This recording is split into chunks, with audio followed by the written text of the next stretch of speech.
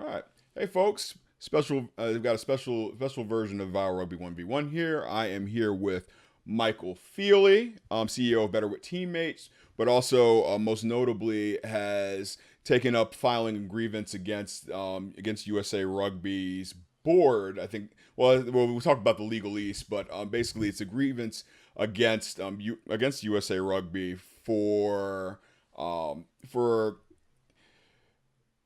a series of issues around governance. I think that within the USA Rugby community, we are very aware of sort of the grumblings and concerns about the lack of transparency from the board, the lack of strategic direction that over the past few years, actually more than that, and also um, the lack of checks and balances for accountability for what the board does. So now, right now, things aren't very transparent for stakeholders to go back and look and see what's going on. What people are finding does not look very good, but we're going to get to the bottom of that. And I think what Michael Fealey's belief is, and some other people who agree with him, feel that filing this grievance is the way to get the transparency necessary to make a decision on what we need to change and how, whether it turns up something or not. So here we are. Welcome, Thanks for Michael having me. Fealey. Glad to have you. Thank you. No problem. And this is what it's all about. We're asking right now. We're asking the questions. And I think that the truth is what we need, and what we can build on a foundation on. Because where there's truth, there can be trust. But I give forward to you. Let's talk about what the problem is. What, as you see it, things that you found, and then we can discuss a little bit more after that. Um, um, Specifically, a grievance just against USA Rugby or the board. Some of it involves the national office. Some of it involves other members, clubs or teams. And basically, the premise behind all of it is that first and foremost, we're a union, and we're being part of a union means that we've all agreed to work together for the collective benefit, and we do that on the understanding that we will have to sacrifice some of our own personal gain, but in doing that, we'll also achieve a far greater benefit for the whole group. So it really does benefit us to do that if we can actually work together. Um, and the issue there is that there are certain groups that are a part of this whole union, that aren't really playing by the rules. They aren't really sticking to their agreement, where they are now putting themselves ahead of uh, the collective benefit of everyone else. Um, the bylaws are created not only as a way to hold people or hold each other accountable, but they're a reference for ourselves and they're a reference for new members. Um, we agree to work together, to cooperate, and to do these certain things. And together we will be able to field a national team or create a development pathway to go to the national team. We can compete in the Olympics. We can compete in the World Cup. Together, collectively, we will all benefit from it, but we all need to contribute. Um, and that's fine. Uh, we have a national office. We have a board that is supposed to protect and preserve those interests and those assets that we can contribute to together. And really, the issue with RIM is what's happened is that the board has taken those assets and they've placed them outside of the organisation they're supposed to serve into a separate organisation that we cannot control as members of the union. And then they attempted to buy parts of those assets so that they could profit in the future. Not only that, they've sold off parts of the assets or the equity in RIM, Rugby International Marketing. They undersold it. And the contract that we have as a union with RIM is also undersold. Before RIM was created, we brought in Mm-hmm. $2.5 million. Um, I think Next year it might be the highest we're going to bring in through a RIM payment for the license for those assets, and that would be 1.8 million. Like, at no point does it go Mm. above 2, I believe. Um, Mm-hmm. Considering money's so tight all the Mm-hmm. time, I just don't understand why we've agreed to give up $750,000. It's just nuts. And not only that, when we did sell part of RIM, we sold it for local currency instead of US dollar. So with the Brexit vote and the fluctuation of the British pound, USA Rugby actually lost about, I don't know, I think it was like 500,000. So um, some of the issues for RIM. First and foremost, they sold equity in RIM for local currency. So the Rugby Football Union in England, they paid for their share in pounds, and which is all well and good while the pound is strong, but because of the Brexit vote, uh, currency fluctuations, um, Mm-hmm. I think we lost about $500,000 as a result of that. Now, Mm-hmm. that to me just doesn't make any sense. Why would we sign a deal where we run that potential risk? We knew that these things were going to be happening elsewhere in the world. You know, the world doesn't stop just because USA Rugby decides it wants to make a little bit of money. So Right. we need to have some sort of preparation or expectation. Yeah, what's the Contingency. contingency? You know, okay. What do we do if this happens? That's why you don't put all your eggs in one Well, basket, because if you drop the basket, you got no eggs left. well, and this is something that we were talking about earlier. One of the difficulties we have with the transparency is we don't know what the fundraising portfolio mix is. So, as we were just talking about, what is the hedge against that? So let's say RIM is responsible for 10% of our operating revenue to bring in. That's like if they meet 10, they meet what they're supposed to meet. That's 10% of USA Rugby's operating budget or endowment, whatever it's Yep. supposed to go into. We don't know. So now what you just mentioned there with currency fluctuation, we literally have no idea whether that was 50% of what we were looking for. What was the impact on that overall return?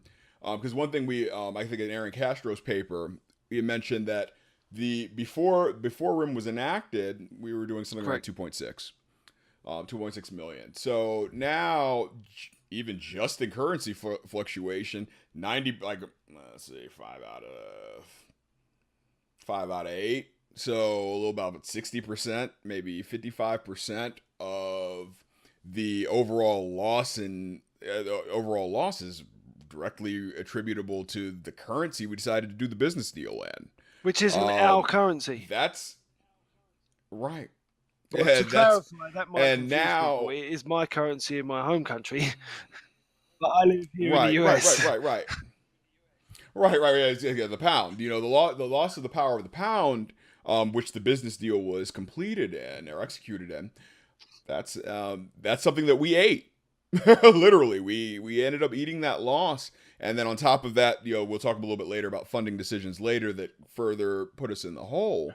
But we are unable to raise money at the level that we can simply because well, not simply because, but in part because how we've entered into this horribly not transparent, possibly unethical, possibly not kosher at all deal.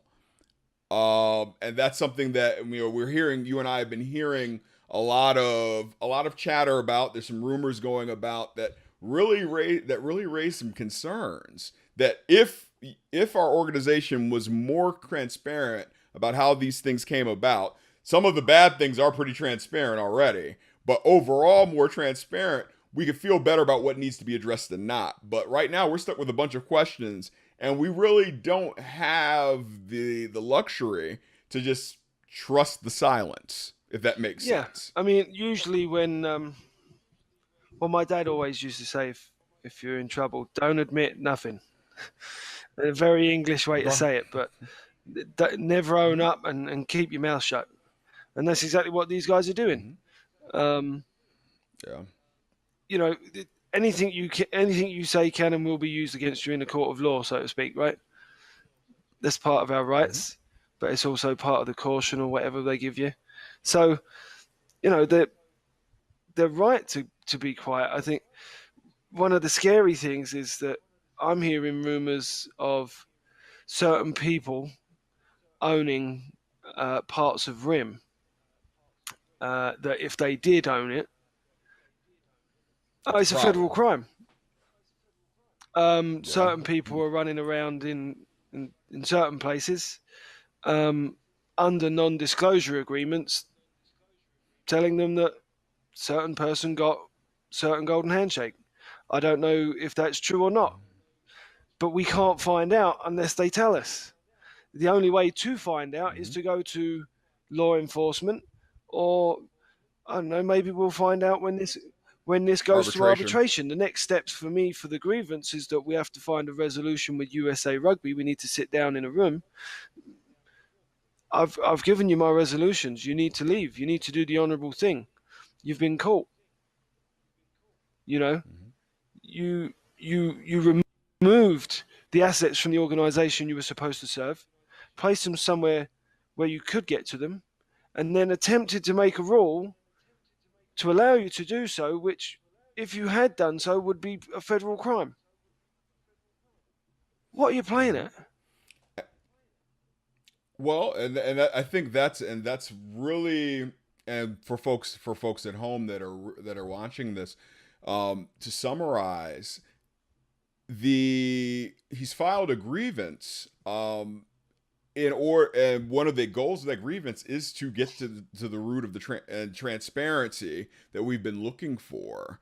That may be the only way that we can actually get it. One thing about NDAs that get used all the time is NDAs don't protect against illegal Yeah. activity. They just don't.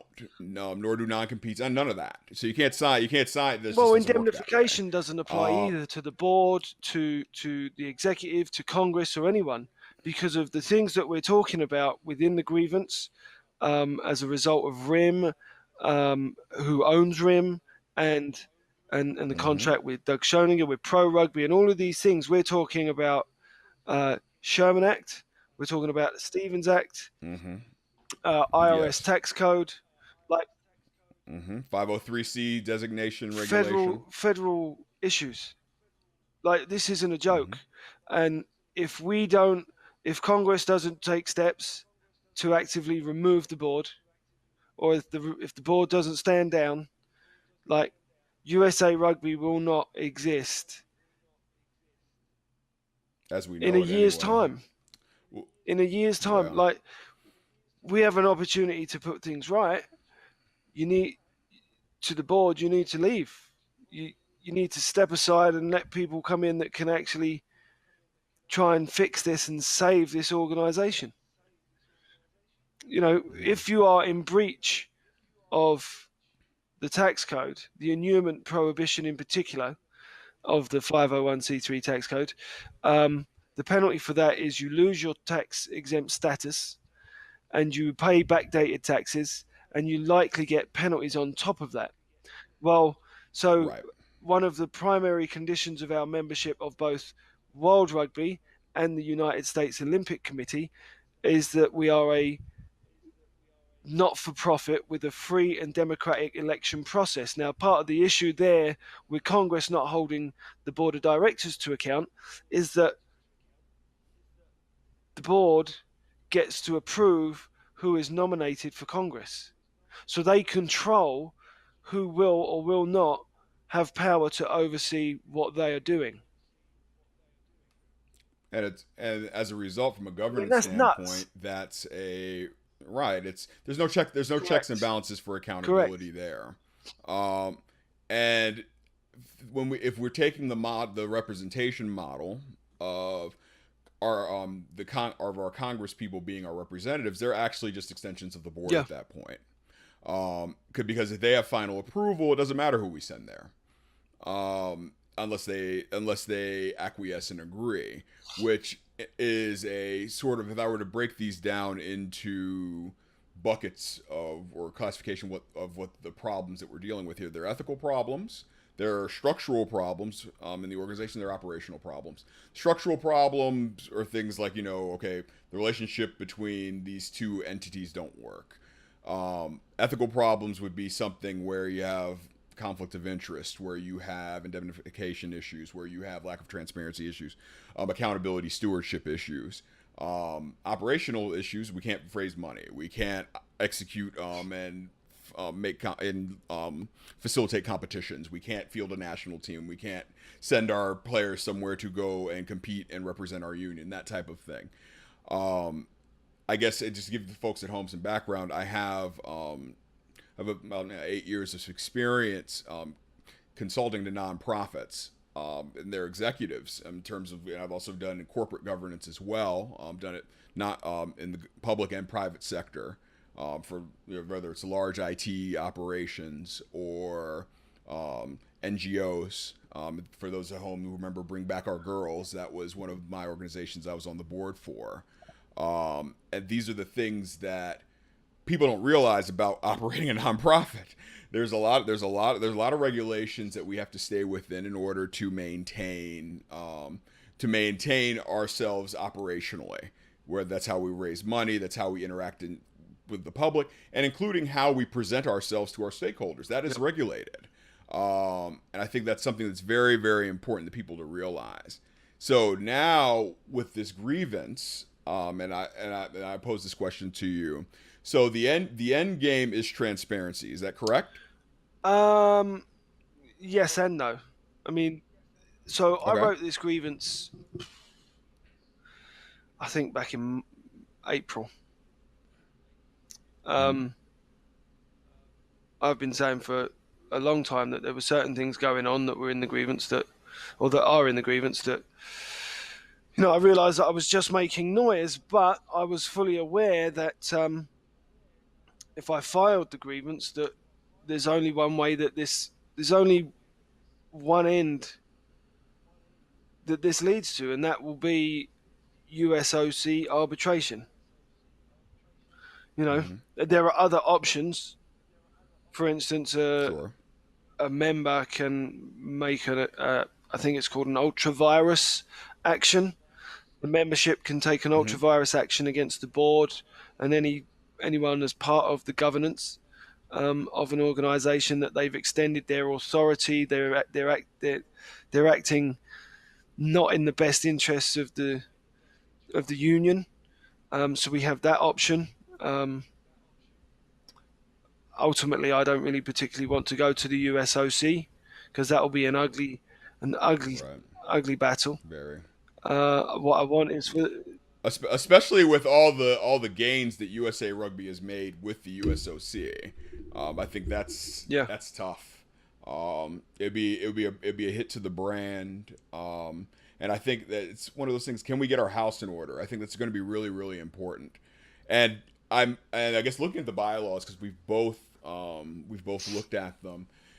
There's a structural issue there that actually hamstrings, and we kind of touched on it, the ability for Congress to impact the or mitigate the power of the board in a situation where they could be acting in some other interest other than the union, if we suspect so. And whether it's change at the top, pushed from Congress, or they do the honorable thing and say, okay, you know what, we messed this up. Let's say this is hypothetical because I don't know what's really going on yet. And they step back and say, okay, we need to get our house in order. Those are kind of the two things that we're looking at here. But usually a soundly organized governing body maintains a very strong sense of checks and balances that are clearly delineated in yeah the bylaws. But we look at the bylaws, it's clear as day there's a gap. There should not be that much power consolidation at the top of a nonprofit. It just shouldn't. And now that's what makes the establishment of things like RIM very problematic.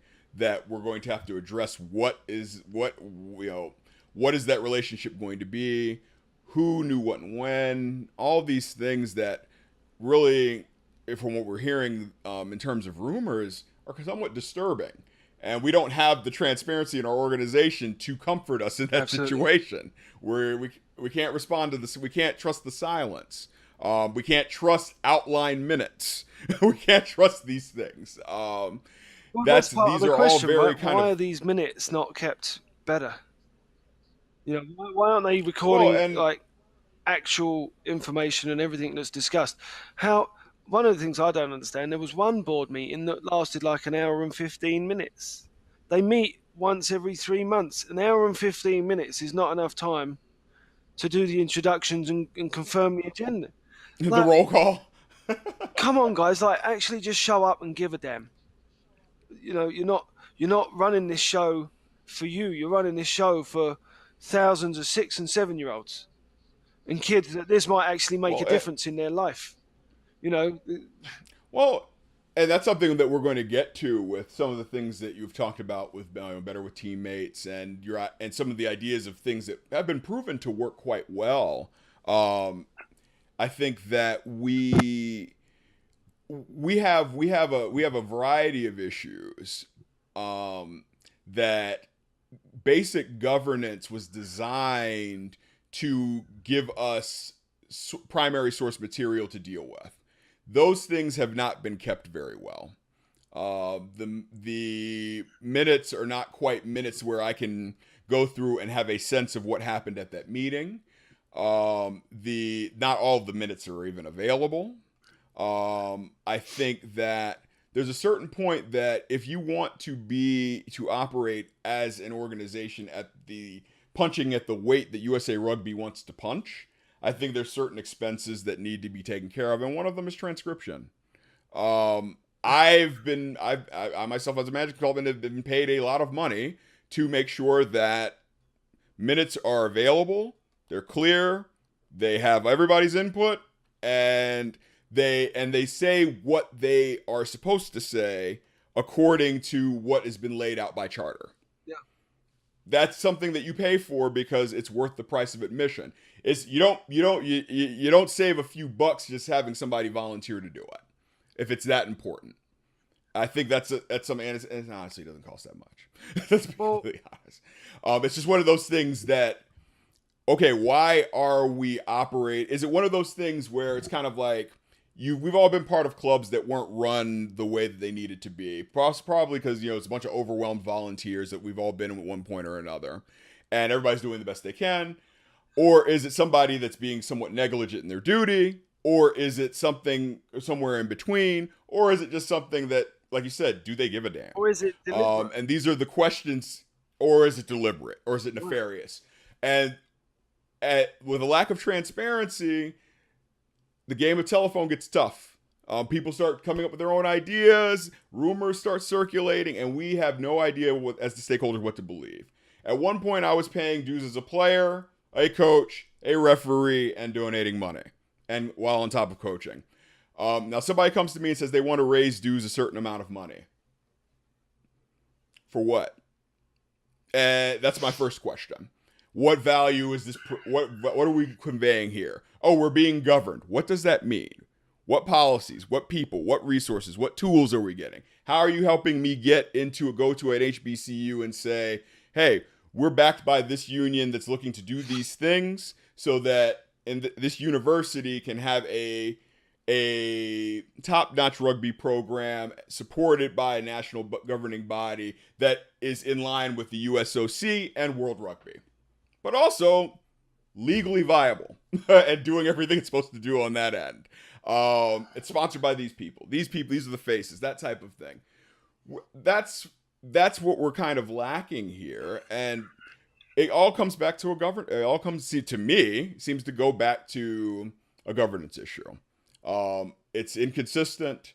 It hasn't been to the quality it needs to be, and until we address that fundamental fact of getting down to root what is exactly wrong, remedy it so we can move forward, we're gonna have a problem. And I think that's why I think your grievance has legs. Now, whichever direction it goes, and this is not endorsing any collateral damage or anything like that that may come of it, but I understand that this has legs. It's not necessarily that I like that it has legs. It has legs, because we need to go find out what is going on here. And unless they want to voluntarily be transparent, I don't know another way to do it. If anybody else at home knows, let me know. That's just what I'm thinking. So we're going to ask the questions, and I mean, we're all adults. We all got spines. We all have careers. We all know what right is. So now I'm asking the question, and same question that that Michael Fealey has asked: what is going on? What has been done? What was the motivation behind these things? Whether it's RIM, whether it's how things have been organized in terms of reference to the CEO, RIM, and the USA Rugby Trust. Why is USA Rugby being organized the way it is? What is going on with the paper trail, the minutes, the financials? These are all simple things that, okay, these shouldn't be excuse answers. We need to know what happened. Okay, this was done wrong. This was done right. This wasn't done all that well. We'll do it better next. Something, right? That's accountability. But we're kind of being walled off as stakeholders with non-disclosure agreements and things like that. Okay, so if they can't disclose what's going on to the stakeholders, are they representing us? I don't know. What is the deal here? I understand there's certain things that need to be finalized before it goes public. Cool, understand that. But then once the minutes are released, the public record is the public record. And those things seem to be missing, at least from my standpoint. I could be completely mistaken, because I'm from the outside looking in. I'm just speaking from professional experience of dealing with organizations that don't have these things together very well, and it looks like that to me. So, given that said, it's not something that can't be fixed, but hopefully it gets fixed before there's far too much damage for us to salvage. But that happens in organizations as well. I mean, there's a lot of things you covered there, but excuse me. Yeah, sorry. To go back to the original or one of the first parts, talking about governance and why are we paying dues? If we focus purely on the governance and being governed aspect, well, the governed pay taxes. So that's it. We are purely tax revenue. If we focus both on governance, in terms of holding the membership accountable, which is what it's supposed to do, but also service, then the served pay for service. Mm. So correct. That's why we pay dues. I think that service and stewardship. Correct. And I think that there's a really clear difference in the way the membership sees that relationship from the way the national office and the board see that relationship. They see themselves as, well, they see us as the governed, and they see themselves as the taxman, whereas we see ourselves as the people that require service. And that we entrust that responsibility to them, and we pay willingly and happily for that service. But we found now that those things aren't quite as forthcoming as we thought they would be, and so now there's a lot of people making a lot of noise, not just myself. Correct. I just happen to be one that filed a grievance, but there's a lot of people making a lot of noise, whereby they're saying, okay, enough's enough. We're not paying for this non-service that we're receiving right now. And not only did you fail to create a plan to speak to us of how you would actually provide that service now and in the future, and how you would guarantee that service and sustainability for it. But you basically gave away 25% of the assets that we had pooled as a resource to help fund the service that we require. First and foremost, we are a union, United States of America Rugby Football Union. The clue is in the name. So Unions are Yeah. there to serve the membership. And again, I keep coming back to it. We agree to play by a set of rules, and we agree to work for a collective benefit. And we sacrifice knowingly and willingly some of our own personal gain or aspirations for the greater benefit of everyone else, because everyone else is supposed to be working as part of that membership agreement for the collective benefit of others. We're a team. We're just one big team. Right. Right. Um, Absolutely. And you know what kind of gets me to, and I think about this, right? Um, it's not about disagreeing necessarily with the strategic right, direction. It because that happens in organizations all the time. I see an organization, they make a move, and I'm like, that's not the move that I would make.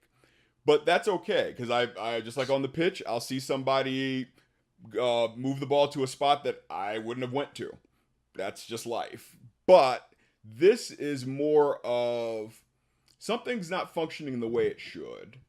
And one of the things that we pay for that you mentioned in terms of from a governing body is mm, information, communication. That's our currency.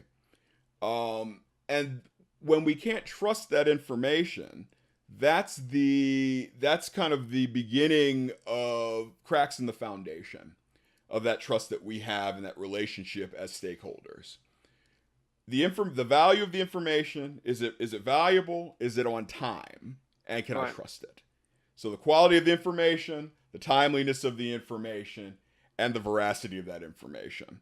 If we fail, if any organization fails at the top level strategically on that, we're sowing seeds of trouble.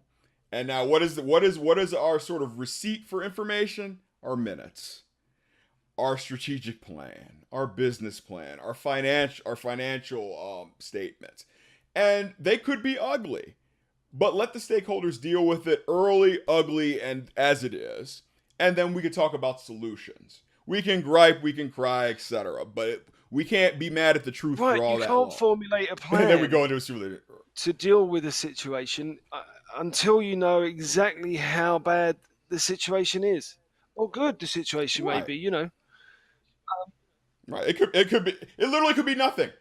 Like if there was the transparency there, and we look and say, look, okay, we went through those. Oh, this was said. This was dealt with. This person recused. These are the things that we look and we're like, huh. Oh, okay, it was nothing. It was just rumors. People were just Right. talking.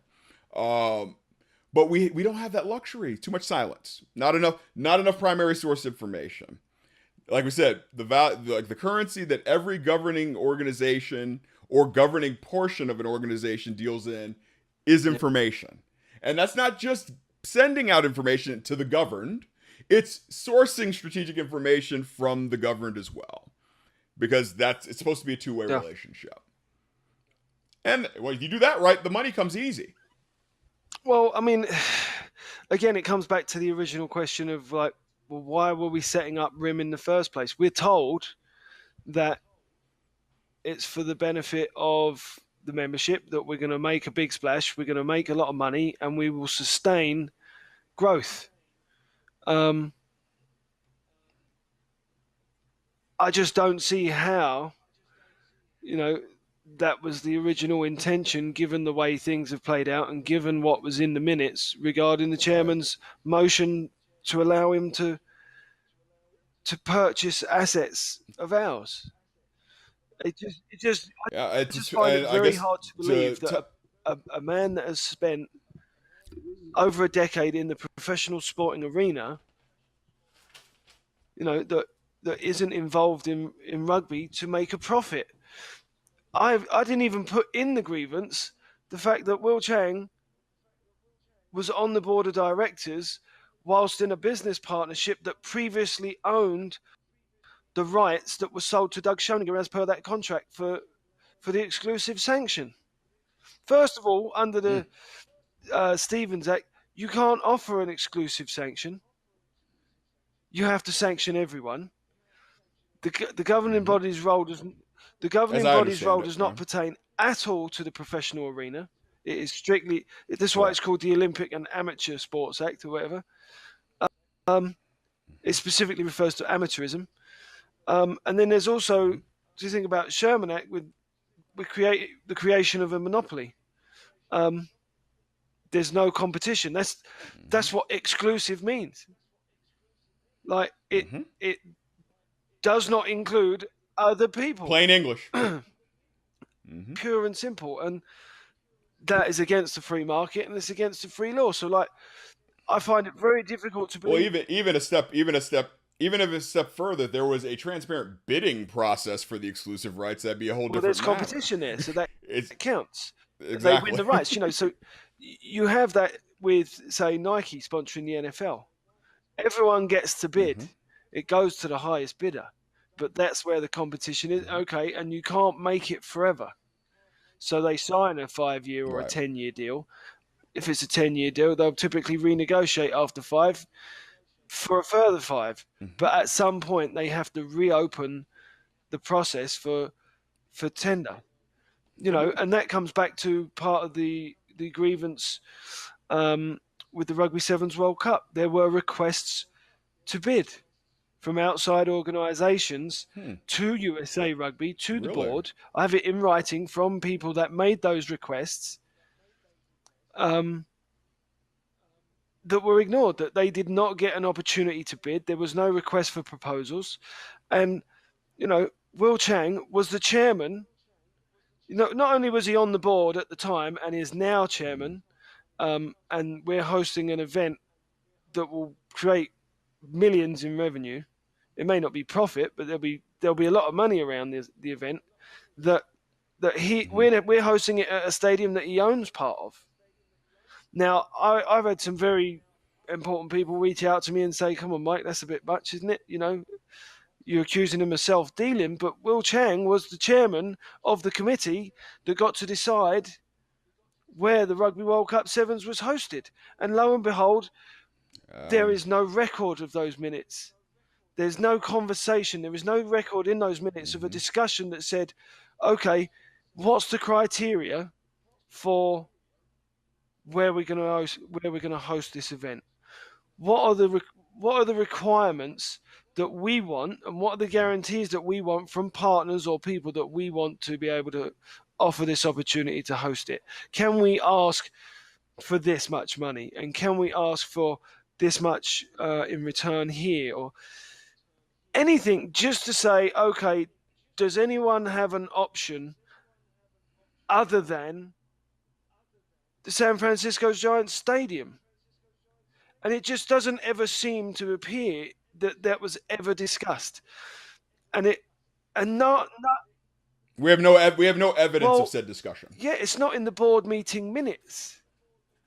And there's no record of any of the board ever having raised a conflict of interest issue. It just talks about in the minutes that Bob Latham was representative. He wasn't the chairman at the time. He comes back.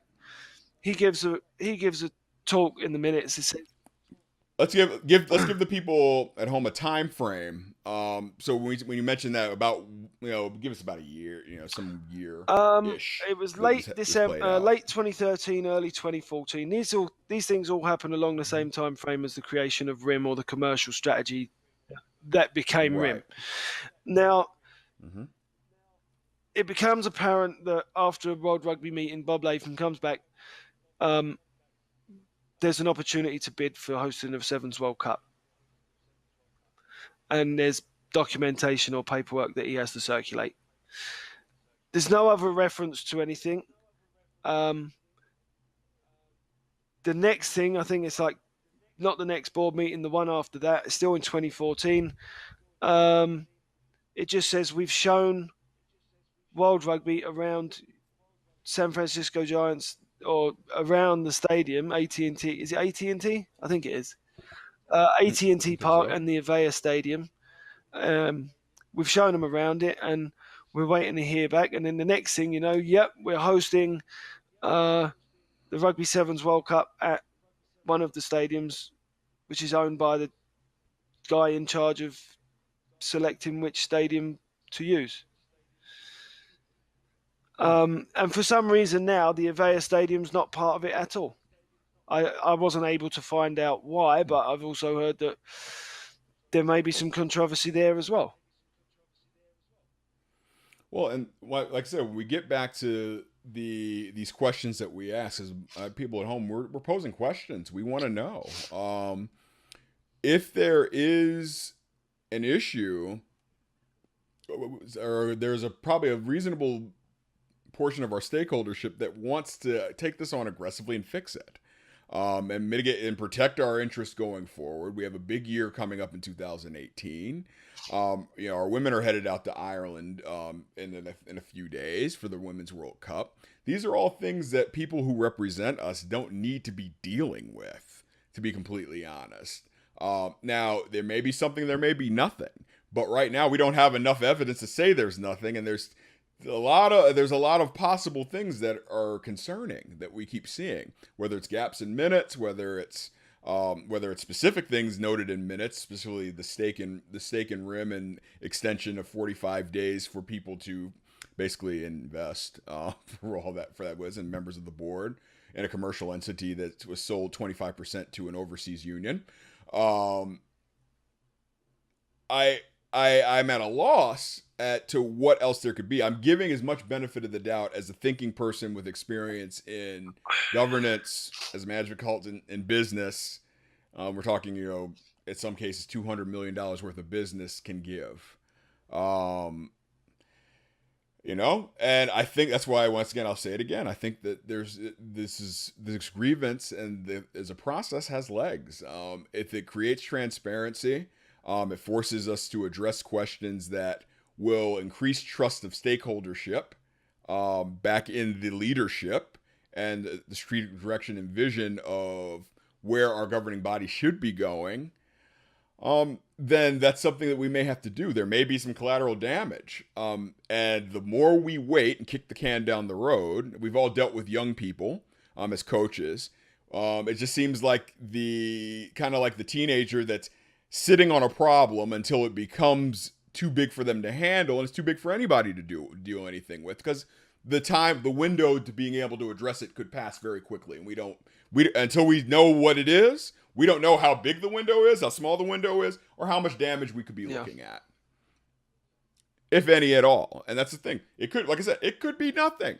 But once again, a transparent organization would allow us to be able to invest it pretty quickly.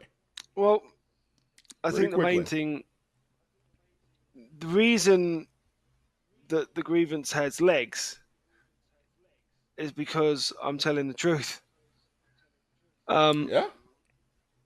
I'll freely admit, I can't prove 100% of my charges in the grievance, but I can prove probably 95% of them. That's why there's no public statement. That's why I've had no response since I filed my revised grievance. They tried to kick it back on a technicality. Oh, well, you didn't exhaust local and regional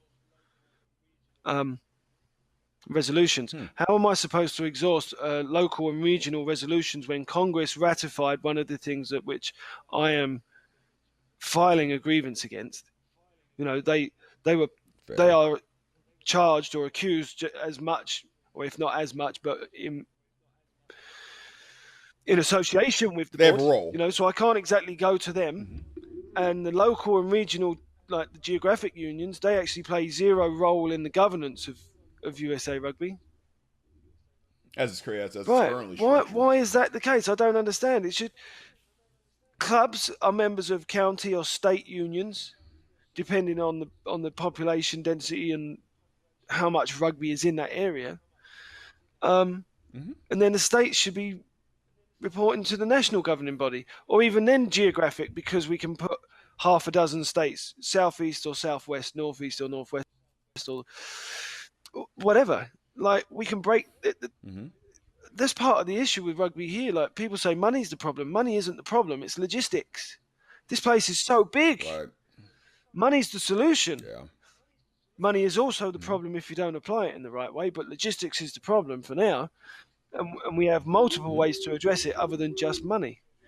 But anyway, like, I went straight to Will Chang and the chairman to file my grievance because they were the only two people that I felt able that they would be able to deal with it. And I have not got any response so far. Now I've made some pretty strong terms in my resolution. Well, if they don't do those things, this union's going to die anyway. This union will collapse. If people might look at this, they might blame me, and that's fine. You can feel however you feel about it, but I'll ask this: if I set fire to a sinking ship, did I sink it or did I just kill the rats? Hmm. I mean, I guess that's the question one asks, and that's why I mentioned like collateral damage, because I think that's what's a lot of people at home are going to be thinking. I imagine, like, okay, well, what's the end game here? What is his motivation? Because they're thinking about collateral damage. So let's say everything everything in your grievance is founded, or a significant portion of it is founded to where there is an issue of Yes. harm, right? Then we talk about the idea of the sinking ship. Now we've kind of identified where the leak is, and in the event that in Well, it's not a the leak. you know the We're wind. lost at sea without a rudder. Right. Well, we're directionless, right? So we got lost. We're in the middle of the Pacific. We're going around in circles, and now we're sinking. So we don't even know where we are. I think that people are kind of really. When I remember we were talking offline about how comfortable with dysfunction people can be, and I think that there are two schools of thought when it comes to change. Process improvement, like you hear anybody does Lean Six Sigma, the idea of Kaizen events, you blow it up and put it back together again from Yeah. the beginning, versus the incremental from inside holistic change, gradual incremental change, steering the ship. But what you mentioned is actually kind of poignant there. In the second port, the latter that I mentioned, generally works with organizations that have a strong rudder, so that you can change the Yeah. direction and steer. Whether it's a large, like steering the Titanic, or it's a little kayak, but the rudder's required. Right now, we're a bit rudderless, or we don't know where the rudder is, and we don't know who's at the helm. We do kind of have an idea of who's at the helm of it, but they're not telling us where we're going. Um, those are the things that make people nervous. And then there's kind of like two schools of Uh, thought. All right, do we blow it up and start over, or do we kind of work within the system as much as we can to change it? And I think that's what some people are thinking at home. But I guess elaborate a bit on what you think would be sort of like the acceptable collateral damage for going forward with this. What at the end game, what are we willing to risk, in terms of the outcomes here? I think that's something that folks, and I want to push you on that, just because I know that that's what a lot of people are going to be thinking. They know about you, sort of like what you've talked about on Facebook. Some people have only heard talked about or thought about what you're saying since you filed the grievance. So of course all those things come out. Like, what is his motivation? What is his stake in this? Why does he care? I do want to make sure that we get out kind of like in your mind, what do you see as the acceptable outcomes that come with that, including whatever damage could be there? well, I think first and foremost, before the grievance or even without it, the membership are the collateral damage. Fair. As a result of this grievance, I don't think that necessarily changes. The membership is the union. Mm-hmm. So any damage to that union will in directly or indirectly harm the membership. So in terms of Right. what is acceptable there, I would say none of it. Mm-hmm. I filed the grievance to try and stop a lot of the harm that's being caused. and the damage that's going to be done, and that will only get worse. This will only get worse before it gets better. USA Rugby is hanging on by a thread. We might be able to save this union. Maybe. Only just. And that's before we even consider that, before we even get to the point where we need to deal with the possible lawsuit from Doug Schoninger. We need to wrestle control of this union back into the hands of the membership. And we may not even be able to do that. If that's the case, then we will start again. We will. We have to. Maybe. I said in my first, or in the original grievance, that we will have a new USA Rugby, or we will have a new union. It's got to stop. This is not good enough. The lack of service and provision, the lack of growth. I mean, people keep saying, "Oh, rugby's the fastest growing sport in America." It's not. It's the second fastest growing sport. Lacrosse has been the fastest growing sport since, I think, between 2010 2015. The same charts that we put up there, we're willfully ignoring the fact that actually it's the second. That's one aspect of it. Another aspect is that USA Rugby, in terms of the national office, we seem to be really happy to take credit for it, but they haven't actually done much to facilitate that growth. People like Memphis Inner City Rugby or Play Rugby USA, those guys are responsible for growing the game. They're the ones out there. Look, I apologise if I've missed anyone, because there's a lot of community programs out there, and there's a lot of Sure. clubs No, out there that are trying to provide an outlet for kids, to provide opportunities for kids to play the game and play through the rugby. counties and things like that. Yeah. But at the same time, we don't have a large scale coordinated effort. We don't have an overarching goal that we wish to achieve as an organisation nationally. We don't have that devolved power in place, or that structure of devolved power in place, whereby the states can go and execute it locally and build those relationships that they need. There's no point someone from USA Rugby head office trying to build relationships with school boards in South Central Los Angeles. Like, no, let the local operators do that. Let the local I clubs want and coaches do to. that, because that's the people that are going to be delivering it in the first place anyway. Build that relationship, build that support. I think that's a great time to pause, and we can segue into that in the next segment, where we're talking about sort of what we would want to see beyond sort of the swampy issue that we're dealing with now, in terms of what can we do, what would we see as good governance and facilitation, and specifically what type of value we can really convey through rugby, just by establishing a scalable program, a model that can be facilitated by a small governing body to support, with the support of people making relationships locally to facilitate those things. So check on the next video post. I will see you shortly.